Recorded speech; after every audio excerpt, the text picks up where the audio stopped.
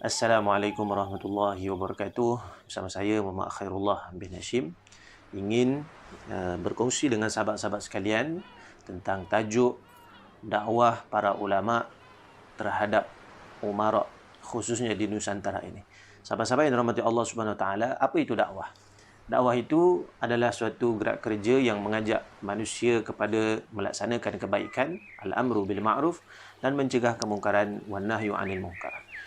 Dan juga tajuk yang paling utama yang biasanya kita dakwah kepada apa-apa bentuk golongan, iaitu membawa mereka mengenal Islam. Seterusnya, membawa mereka kenal kepada pencipta mereka, yakni Allah Subhanahu Wa Taala. Jadi gerakan para ulama pendakwah di zaman dahulu terdapat dalam beberapa bentuk, khususnya untuk mereka menarik golongan para penguasa di satu-satu negeri ataupun raja-raja di satu-satu negara supaya mereka boleh mengenal Islam, supaya mereka boleh kembali kepada Islam itu sendiri, dan juga boleh mengajak rakyat dan masyarakat untuk memeluk Islam. Bagaimanakah ulama-ulama terdahulu mereka berjaya mengislamkan raja-raja khususnya di Nusantara ini? Jadi saya pada kali ini ingin menerangkan 5 cara bagaimana ulama-ulama terdahulu mendakwahi raja-raja khususnya di Nusantara ini. Yang pertama adalah mereka melakukan misi dakwah. Kerajaan-kerajaan Islam yang telah wujud lebih awal di tanah Arab dan juga di India, dicatatkan mereka telah mengirimkan para ulama untuk menggerakkan misi dakwah ke Nusantara. Hal ini dikatakan berlaku sejak daripada zaman Nabi SAW, seperti pengutusan Syekh Ruknuddin ke Sumatera pada tahun 628 Masihi adalah sebagai contoh yang terawal. Sebelum Syarif Mekah ataupun penguasa Mekah mengutuskan Syekh Ismail, Faqir Muhammad dan Syekh Abdullah Arif ke Samudra Pasai. Pengutusan Syekh Abdul Aziz dari Jeddah untuk mengislamkan orang Melaka, dan juga Sulu, serta pengiriman Syekh Hussein Jamadil Kubra dan Syekh Sanauddin ke Kelantan, dan Champa oleh Sultan Muhammad Tughlaq dari India. Di kalangan Kesultanan Melayu sendiri, mereka turut mengirimkan misi dakwah sesama mereka, sebagaimana Kesultanan Goa dan Talo di Sulawesi, mereka mengislamkan Raja Bima di Nusa Tenggara. Yang kedua adalah melalui jalan perdagangan. Disebabkan kedudukan Nusantara sebagai kawasan perdagangan yang penting dan orang Arab telah lama mempunyai hubungan perdagangan dengan alam Melayu ini, para ulama dan pendakwah datang ke Nusantara melalui misi perdagangan. Kemudian meluaskan lagi pengaruh Islam di Nusantara. Padre Ganza, Thomas Arnold de Graaf dan Pigot, mereka mengatakan bahawa sejak awal lagi pengaruh Islam itu dikembangkan oleh para pedagang di hampir ke semua tempat di Nusantara. Atas sebab itu jugalah bandar-bandar, pelabuhan seperti Kerajaan Melaka, Pasai, Kedah, Sunda Kelapa terlebih dahulu diislamkan berbanding dengan kawasan pedalaman.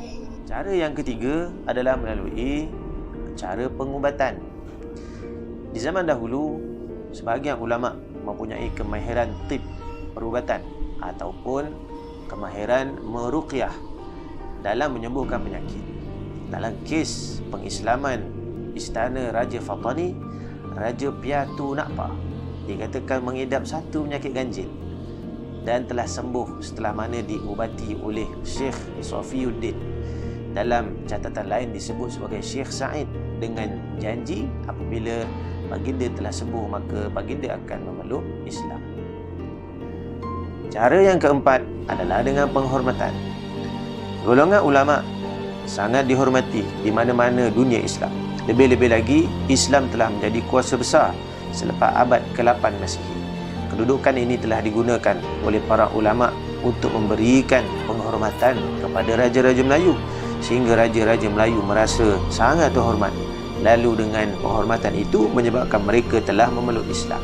Contohnya di Kalimantan, Islamnya kerajaan Sukadana kerana seorang ulama, iaitu Syekh Samsuddin daripada Mekah telah menghadiahkan sebuah Al-Quran dan juga sebentuk cincin daripada Yaman sebagai penghormatan kepada rajanya, maka oleh kerana itu rajanya telah memeluk Islam. Cara dakwah yang kelima yang digunakan oleh ulama iaitu perkahwinan. Para ulama dalam menguasai istana-istana turut menjadikan perkahwinan dengan anak-anak raja sebagai suatu strategi dakwah mereka. Contoh yang baik seperti Syed Hussein Jamalil Kubra yang mengahwini 2 puteri Sultan Kelantan dan juga seorang puteri kerajaan Cempaka, lalu menjadikan kedua-dua negeri ini sebagai pusat pengembangan Islam. Kesimpulan yang dapat kita ambil daripada cara-cara dan juga kaedah ulama-ulama menyebarkan Islam terhadap para umara dan penguasa, maka dapatlah kita katakan bahawa ulama-ulama telah berjaya mengislamkan raja-raja, maka membolehkan Islam berkembang dengan aman dan cepat di Nusantara. Dan gerakan dakwah dan penyebaran Islam yang berpusat di istana ini telah mendorong orang-orang di Nusantara menerima Islam tanpa sebarang tentangan.